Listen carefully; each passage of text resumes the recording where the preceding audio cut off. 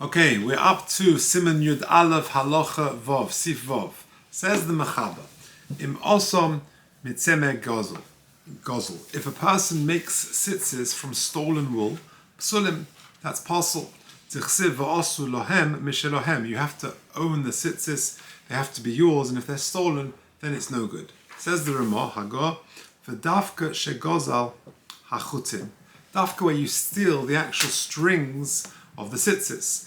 Avad im gozal tzemer, if you steal wool, v'ason chutin, and then you make chutin, kasherim, then they are actually kosher miu. However, of course, lechatchila, also la asoson, it's also to do that. Well, in bracha, ein lekamon reish siman tov reish mem tes. Take a look at the beginning of reish tov reish mem tes. Says the Mishnah Berurah. Lohem mishelohem. Sif kosan chav zayin. Nira pasha, it seems obvious. Tu adinim loka chatzitzis b'hakofa. Interesting halacha. What if you were to buy the tzitzis on credit? You go into the store, you haven't got money, you put it on the account, and the moicha is pressing you for the money. He's saying, listen, it's been a week, pay up. And the buyer doesn't want to give him the money. They're not his, because you haven't paid for them. In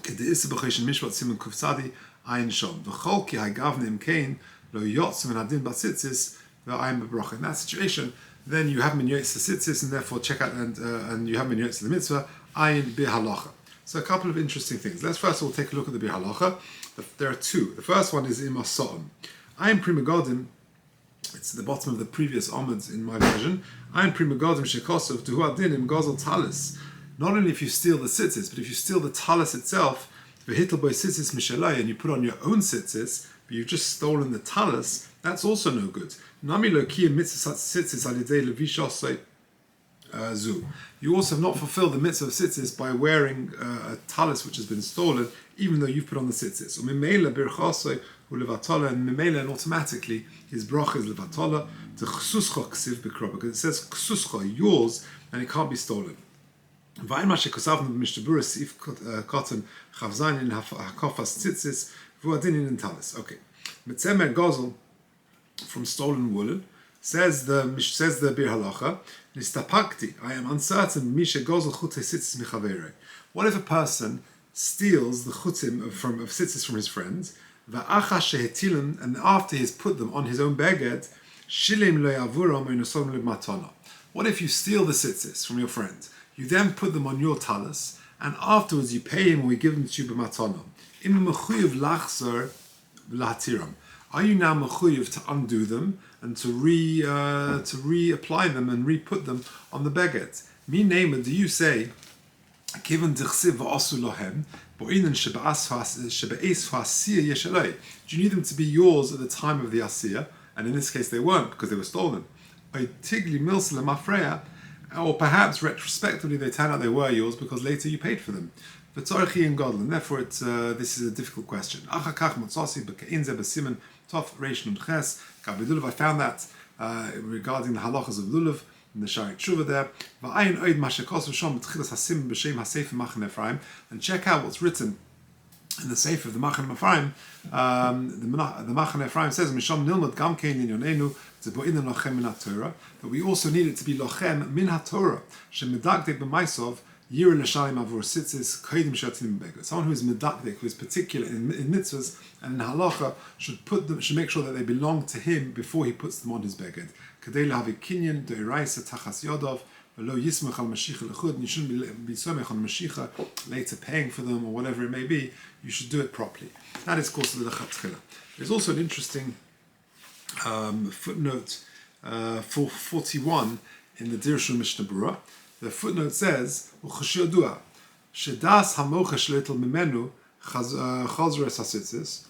if it's known that the moicher, the seller, for whatever reason, he doesn't want the tzitzis back. Why would he want a worn pair of tzitzis back if he sells them in the shop? He just wants your money. He's just waiting to be paid for it. In that situation, the buyer can make a bracha on them. They do belong to him, but he just obviously has to pay. But until he pays, because the seller doesn't want the actual tzitzis back, they are considered the owner, the property of the buyer, and says the bi'aloch in that situation. It says the Dirshon note in that situation it belongs to the buyer and he can make a bracha. Okay, but of course l'chatchila he should pay for it and he should make sure that everything belongs to him before he makes the tzitzis, puts them on, etc. Continues the Mishnah Berurah in Sifkot and Chavches v'davka. So this is going on. The top line, the Ramah, v'davka shegozel hachutin.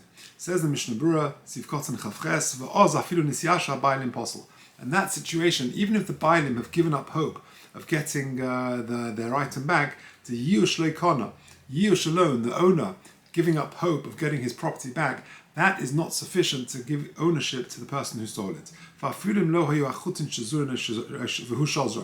Even if the chutin were not spun, and the ganef, the person who stole them, he did the shizur, he did the spinning of them, that's not considered a shinui, because there hasn't been a shinu Hashem, it hasn't changed. They're called tzitzis still, they're called chutin. There's been no major significant change that he's koiner it with that shinu Hashem. Sivkot and Chavtes, shegozel hachutin, he stole the actual chutin. I'm b'mogen Avram Sivkot and Yud, lo divrei hagoz uchelek al hamachaba.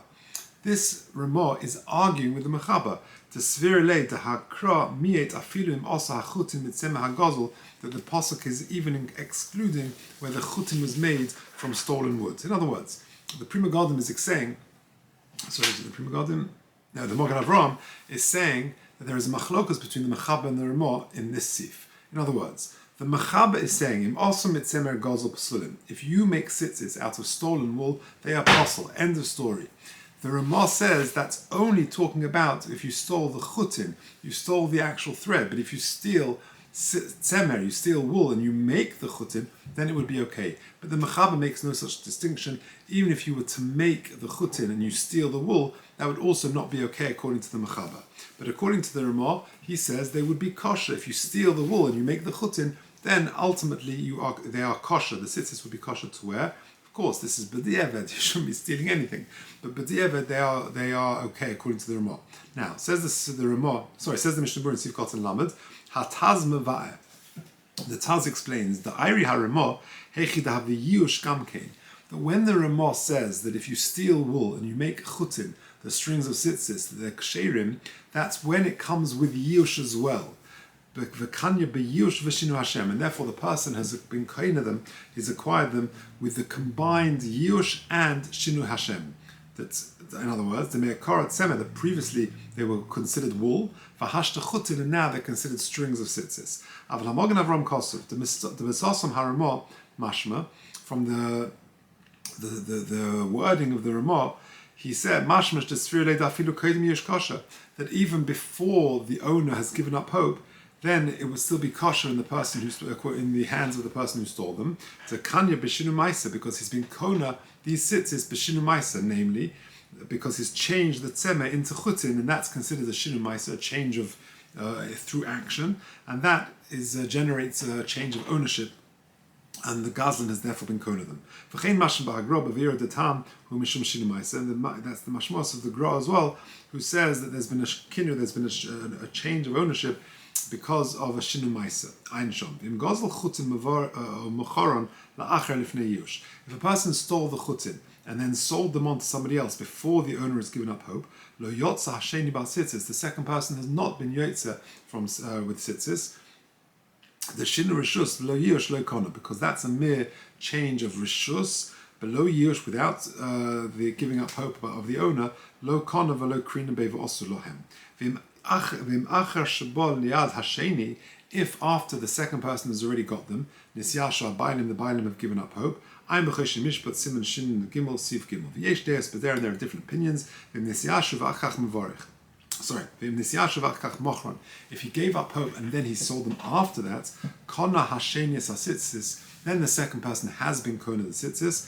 V'after in bracha mashma mogen Avram b'siman tofresh mem tes sif kotten chof. Sif chotten base. So yuchel levorech bazeh, that you're able to make a bracha. Ve'ein bo mishum mitzvah haba ba'avera, and it's not considered the mitzvah haba ba'avera.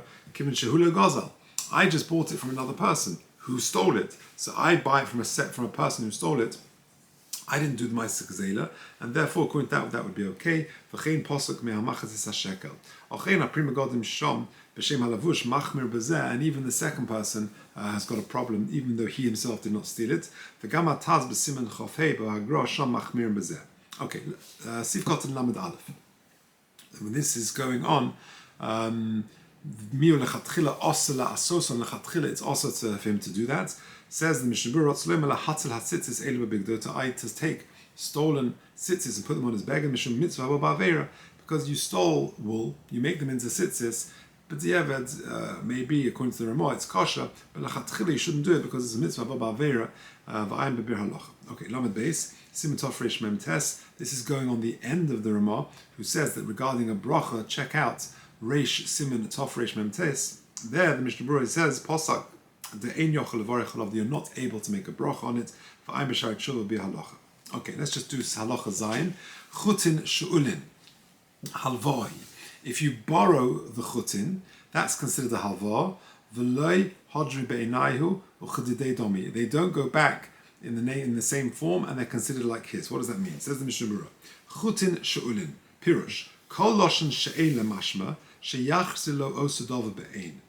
The difference between the word she'ela and halva is this. She'ela is mashma, that you're returning the item as in its current state. Excuse me. In its current state. Dahainu, I borrow my friend's car, I borrow my friend's lawnmower, I return it, that specific item. However, loshen halva lo hitzanitno. If I borrow from a neighbor a dozen eggs, I borrow a kilo of sugar, I use that, and then I return a different dozen eggs, a different kilo of sugar. That's halva, because halva lo hitzanitno is there to be used. Whatever I borrow is there to be used and consumed. V'ilu chutin she'ulin. But regarding chutin she'ulin, if I borrow strings of tzitzis, mistoma hari halva, that's considered a halva. For krinule mishelohem, and that's called mishelohem, that's called mine now.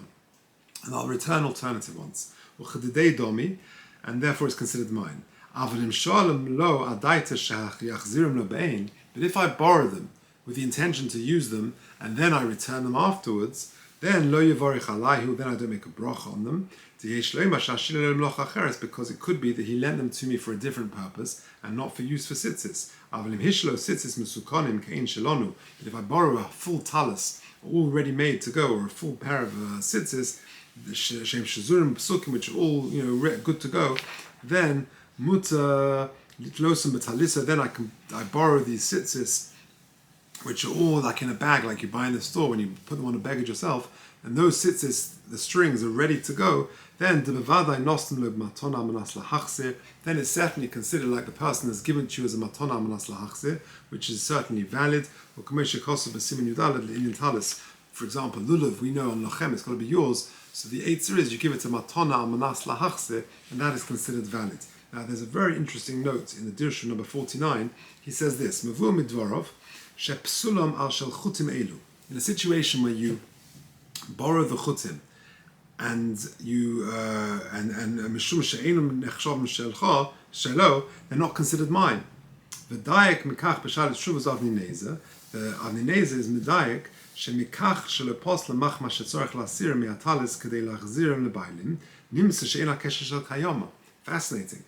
The Mishnah Berurah had said that avalim shalom lo adaitim she'achzirim lebein. If I borrow them, that I'm going to return them back be'ein, then I can't make a brach on them because they're not properly considered mine. Says the Avnei Nezer, the inference is that they're not considered mine, but the problem is that they're not mine. But the problem is not that I'm using them, I'm making a kesher she'ena shel kayoma. Because if I were to take the chutin and thread them and make my tzitzis, just to use them for a day or two, whatever it is, and then to undo them and return them, perhaps there's a problem that they're no good because it's a kesher she'ena shel kayoma, because it's not a permanent knot. Maybe I need a permanent knot. Says the Avnei Nezer, I see from here, mashma she'tzitzis kasheira gam im koshra b'kesher she'ena shel kayoma. That the implication is that tzitzis are kosher even if I tie them with a kesher she'ena shel kayoma. And that's a big discussion regarding, for example, tefillin.